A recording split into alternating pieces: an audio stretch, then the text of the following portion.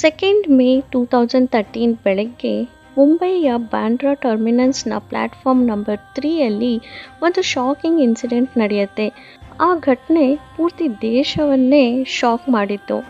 ಒಂದು ಇನ್ನೋಸೆಂಟ್ ಹುಡುಗಿ ದೊಡ್ಡ ಕನಸುಗಳ ಜೊತೆ ಮುಂಬೈಗೆ ಬಂದಿದ್ಲು.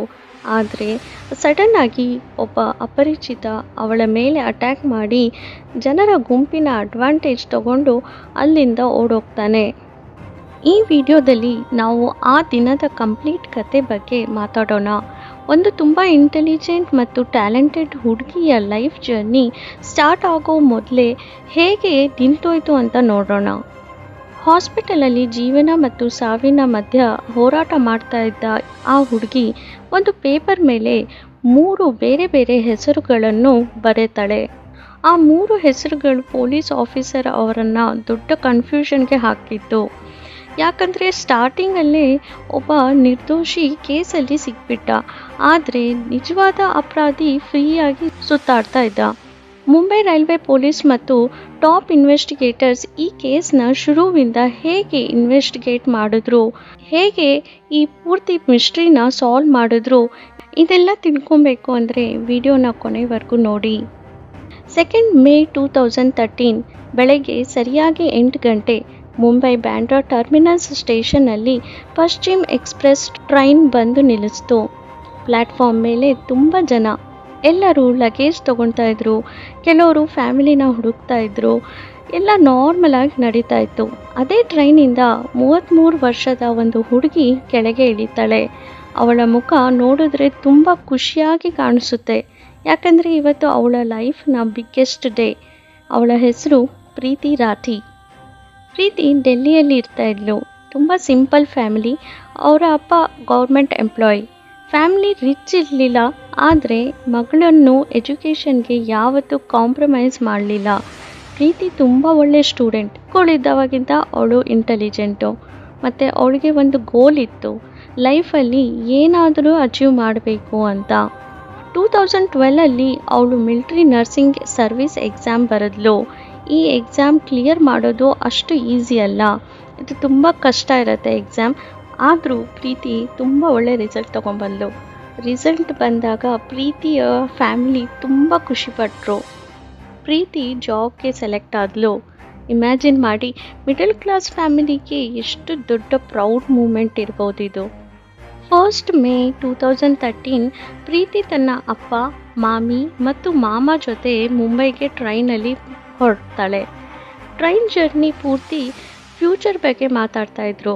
ಮುಂಬೈ ಲೈಫ್ ಹೇಗಿರುತ್ತೆ, ಫಸ್ಟ್ ಸ್ಯಾಲ್ರಿಯಿಂದ ಏನೆಲ್ಲ ಗಿಫ್ಟ್ಸ್ ತೊಗೊಬೇಕು, ಈ ಎಲ್ಲ ಹ್ಯಾಪಿ ಮೂಮೆಂಟ್ಸ್ ಬಗ್ಗೆನೇ ಮಾತಾಡ್ಕೊಂಡು ಹೋಗ್ತಾ ಇರ್ತಾರೆ. ಆದರೆ ಅವರಿಗೆ ಗೊತ್ತಿರಲಿಲ್ಲ, ಅದೇ ಟ್ರೈನಲ್ಲಿ ಯಾರೋ ಅವರನ್ನು ಸೀಕ್ರೆಟಾಗಿ ಫಾಲೋ ಮಾಡ್ತಾಯಿದ್ರು. 2 ಮೇ ಬೆಳಗ್ಗೆ ಟ್ರೈನ್ ಮುಂಬೈಗೆ ರೀಚ್ ಆಗುತ್ತೆ. ಪ್ರೀತಿ ಮೊದಲು ಲಗೇಜ್ ಹಿಡ್ಕೊಂಡು ಟ್ರೈನಿಂದ ಇಳಿತಾಳೆ. ಅವಳ ಅಪ್ಪ ಸ್ವಲ್ಪ ಹಿಂದೆ ಬೇರೆ ಬ್ಯಾಗ್ಸ್ ತೊಗೊಳ್ತಾ ಇರ್ತಾರೆ. ಪ್ರೀತಿ ಮತ್ತು ಮಾಮಿ ಸ್ವಲ್ಪ ಮುಂದೆ ನಡೀತಾ ಇರ್ತಾರೆ. ಸಡನ್ನಾಗಿ ಗ್ರೇ ಟೀ ಶರ್ಟ್ ಹಾಕ್ಕೊಂಡು ಒಬ್ಬ ಹುಡುಗ ಅವರ ಕಡೆ ಬರ್ತಾನೆ. ಅವನು ತುಂಬ ಕ್ಲೋಸ್ ಬಂದ. ಪ್ರೀತಿಗೆ ನಾರ್ಮಲ್ ಪ್ಯಾಸೆಂಜರ್ ಅನಿಸಿರಬಹುದು, ಆದರೆ ನೆಕ್ಸ್ಟ್ ಸೆಕೆಂಡ್ ಅವನ ಕೈಯಲ್ಲಿ ಇದ್ದ ಆ್ಯಸಿಡ್ ಥರ ಡೇಂಜರಸ್ ಕೆಮಿಕಲ್ ಅವಳ ಮುಖ ಮೇಲೆ ಎಸಿತಾನೆ. ಕೆಮಿಕಲ್ ಡೈರೆಕ್ಟ್ ಕಣ್ಣು, ಮುಖ ಮತ್ತು ಗಂಟ್ಲು ಮೇಲೆ ಬೀಳುತ್ತೆ. ಪ್ರೀತಿ ಜೋರಾಗಿ ಕಿರ್ಚ್ಕೊಂಡು ಕೆಳಗೆ ಬಿದ್ದು ಹೋಗ್ತಾಳೆ. ಅಟ್ಯಾಕರ್ ಕ್ರೌಡ್ ಅಡ್ವಾಂಟೇಜ್ ತಗೊಂಡು ಎಸ್ಕೇಪ್ ಆಗ್ತಾನೆ. ಸ್ಟೇಷನ್ನಲ್ಲಿ ಪ್ಯಾನಿಕ್ ಸ್ಟಾರ್ಟ್ ಆಗುತ್ತೆ. ಜನರು ತಕ್ಷಣ ಪ್ರೀತಿನ ಹಾಸ್ಪಿಟಲ್ಗೆ ಕರ್ಕೊಂಡು ಹೋಗ್ತಾರೆ. ಡಾಕ್ಟರ್ಸ್ಗೆ ಸಿಚುವೇಶನ್ಸ್ ನೋಡಿ ಶಾಕ್ ಆಗ್ತಾರೆ. ಕೆಮಿಕಲಿಂದ ಅವಳ ಕಣ್ಣು ಮಾತ್ರ ಅಲ್ಲ, ಲಂಗ್ಸು ಮತ್ತು ಥ್ರೋಟು ಕೂಡ ಡ್ಯಾಮೇಜ್ ಆಗಿರುತ್ತೆ. ಅವಳು ಮಾತಾಡೋದು ಕೂಡ ಆಗ್ತಾ ಇರಲಿಲ್ಲ. ಈ ನ್ಯೂಸು ತುಂಬ ಫಾಸ್ಟಾಗಿ ಮೀಡಿಯಲ್ಲಿ ಸ್ಪ್ರೆಡ್ ಆಯಿತು. ಪೊಲೀಸ್ ಇಮ್ಮಿಡಿಯೇಟ್ ಇನ್ವೆಸ್ಟಿಗೇಷನ್ ಸ್ಟಾರ್ಟ್ ಮಾಡಿದ್ರು. ಹಾಸ್ಪಿಟಲಲ್ಲಿ ಪೊಲೀಸು ಪ್ರೀತಿಗೆ ಒಂದು ಪೇಪರ್ ಮತ್ತು ಪೆನ್ ಕೊಟ್ಟು ಯಾರ ಮೇಲೆ ಡೌಟ್ ಇದೆ ಅಂತ ಕೇಳಿದ್ದಾಗ ಪ್ರೀತಿ 3 ಹೆಸರು ಬರೀತಾಳೆ. ಫಸ್ಟ್ ಹೆಸರು ಬಂದು ಪವನ್ ಕುಮಾರ್, ಸೆಕೆಂಡು ಸತ್ಯಂ, ಥರ್ಡ್ ಬಂದು ಅಂಕುರ್. ಈ 3 ಹೆಸರುಗಳು ಪ್ರೀತಿ ಪೇಪರ್ ಮೇಲೆ ಬರೀತಾಳೆ. ಪೊಲೀಸ್ ಮೊದಲು ಪವನ್ಗೆ ಅರೆಸ್ಟ್ ಮಾಡಿದ್ರು, ಯಾಕಂದರೆ ಅವನು ಪ್ರೀತಿಗೆ ಇಷ್ಟಪಡ್ತಾ ಇದ್ದಾನೆ ಅಂತ ಇನ್ಫಾರ್ಮೇಷನ್ ಸಿಕ್ತು. ಎಲ್ಲರೂ ಕಿಲ್ಲರ್ ಸಿಕ್ಬಿಟ್ಟ ಅಂತ ಅಂದ್ಕೊಂಡ್ರು. ಆದರೆ ಟ್ವಿಸ್ಟ್ ಇಲ್ಲಿಂದನೇ ಸ್ಟಾರ್ಟ್ ಆಗುತ್ತೆ. ಪೊಲೀಸ್ ಪ್ರಾಪರಾಗಿ ಚೆಕ್ ಮಾಡಿದಾಗ ಅಟ್ಯಾಕ್ ಆದ ಟೈಮಲ್ಲಿ ಪವನ್ ಮುಂಬೈಯಲ್ಲಿ ಇರಲಿಲ್ಲ, ಅವನು ಹರಿಯಾಣದಲ್ಲಿ ಇದ್ದ ಅಂತ ಪ್ರೂಫ್ ಸಿಕ್ತು.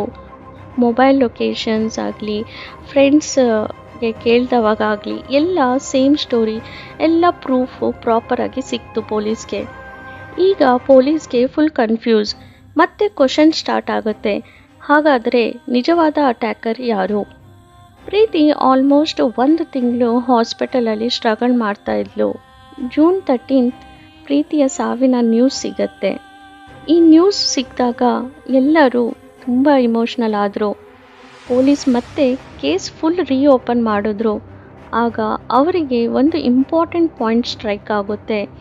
ಅಟ್ಯಾಕರ್ಗೆ ಎಕ್ಸಾಕ್ಟ್ ಡೀಟೇಲ್ಸ್ ಗೊತ್ತಿತ್ತು, ಯಾವ ಟ್ರೈನ್, ಯಾವ ಡೇಟ್, ಯಾವ ಟೈಮ್. ಅಂದರೆ ಅಟ್ಯಾಕರು ತುಂಬ ಕ್ಲೋಸ್ ಪರ್ಸನ್ ಆಗಿರ್ಬೋದು.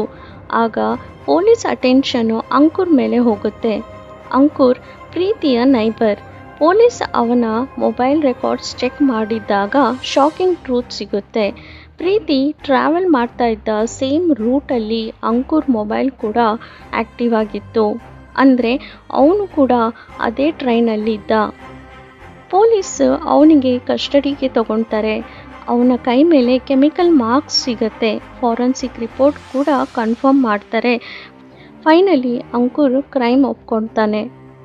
ಅವನು ಹೇಳಿದ್ದೇನೆಂದರೆ ಪ್ರೀತಿ ಲೈಫಲ್ಲಿ ಸಕ್ಸಸ್ ಆಗಿದ್ಲು ಅಂತ.